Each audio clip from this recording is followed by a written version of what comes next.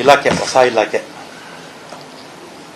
ನೀರಾವರಿ ಮಧ್ಯಮ ಮತ್ತು ಭಾರಿ ನೀರಾವರಿ ಇಲಾಖೆಯ ನಮ್ಮ ACS ಅವರು ಗೌರವ್ ಗುಪ್ತಾ ಅವರು ಹಿಂದೆ ನಮಗೆ ಕಾರ್ಪೊರೇಷನ್ ಕಮಿಷನರು ಎಲ್ಲಾಗಿ ಕೆಲಸ ಮಾಡಿದಂಥವ್ರು. ಮತ್ತು 4 ಜನ MDs ಬಂದಿದ್ದರು.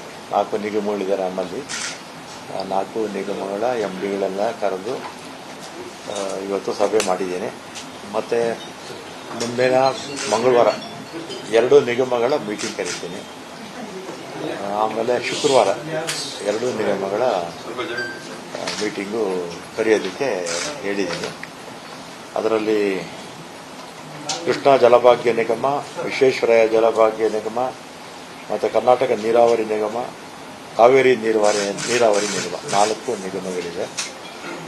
ಇದನ್ನು 2 ಮಂಗಳವಾರ 2 ಶುಕ್ರವಾರ ಇಟ್ಟುಕೊಂಡು ರಿವ್ಯೂ ಮಾಡಿ ಏನೇನು ಆದ್ಯತೆ ಮೇಲೆ ತಗೋಬೇಕು ಅಂತ ಅವತ್ತು ಎಲ್ಲ 4 ಮೀಟಿಂಗ್ ಆದ್ಮೇಲೆ ಮಾಡ್ತೀನಿ. ಆದರೆ ಇವತ್ತೇನು ಡೈರೆಕ್ಷನ್ಸ್ ಕೊಟ್ಟಿದ್ದೀನಿ ಅಂದರೆ ಇಂಪಾರ್ಟೆಂಟಾಗಿ ನಮ್ಮ ಬೆಂಗಳೂರಿಗೆ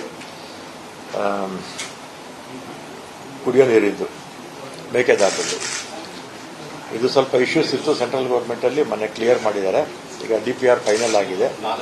ಮತ್ತು ಎನ್ವೈರನ್ಮೆಂಟಲ್ ಕ್ಲಿಯರೆನ್ಸು ಅದೆಲ್ಲ ಕೂಡ ಫಾಸ್ಟ್ ಟ್ರ್ಯಾಕಲ್ಲಿ ಮಾಡಬೇಕು ಅಂತ ಡೈರೆಕ್ಷನ್ಸ್ ಕೊಟ್ಟಿದ್ದೀನಿ. ಆಮೇಲೆ ಎತ್ತಿನ ಹೊಳೆದು ಫಾರೆಸ್ಟ್ದು ಸ್ವಲ್ಪ ಎಲ್ಲ ಇಶ್ಯೂಗಳಿತ್ತು. ಇದು ಸಾರ್ಟ್ ಔಟ್ ಆಗ್ತಾ ಇದೆ. ಮತ್ತು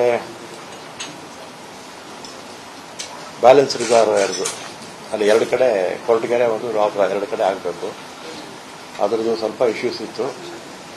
ಮತ್ತು ಮೊನ್ನೆ 3 ಹಂತದಲ್ಲಿ ಎತ್ತಿನೊಳಗೆ ಸಂಬಂಧಪಟ್ಟಾಗೆ ಲ್ಯಾಂಡ್ ಅಕ್ವಿಷನ್ದು ಹಣ ಕೂಡ ಬಿಡುಗಡೆ ಮಾಡಿದ್ದಾರೆ. ಹಣ ಬಿಡುಗಡೆ ಆಗಿ ಹಣ ಕ್ಲಿಯರೆನ್ಸ್ ಆಗಿಬಿಟ್ರೆ ಆಮೇಲೆ ಅಲ್ಲಿನ ಸಮಸ್ಯೆಗಳು ಇರೋದಿಲ್ಲ.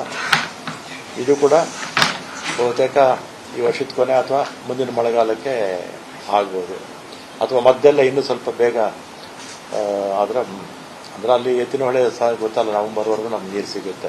ನವೆಂಬರ್ ಡಿಸೆಂಬರ್ ಆದಮೇಲೆ ನಮ್ಗೆ ನೀರು ಸಿಗೋದಿಲ್ಲ, ಮಳೆ ನಿಂತೋಗಿರುತ್ತಲ್ಲ. ಇನ್ನಷ್ಟು ಹೆಚ್ಚಿನ ಮಾಹಿತಿಗಾಗಿ ಫಾಲೋ ಮಾಡಿ ಬ್ರಿಗೇಡ್ ನ್ಯೂಸ್ ಕನ್ನಡ.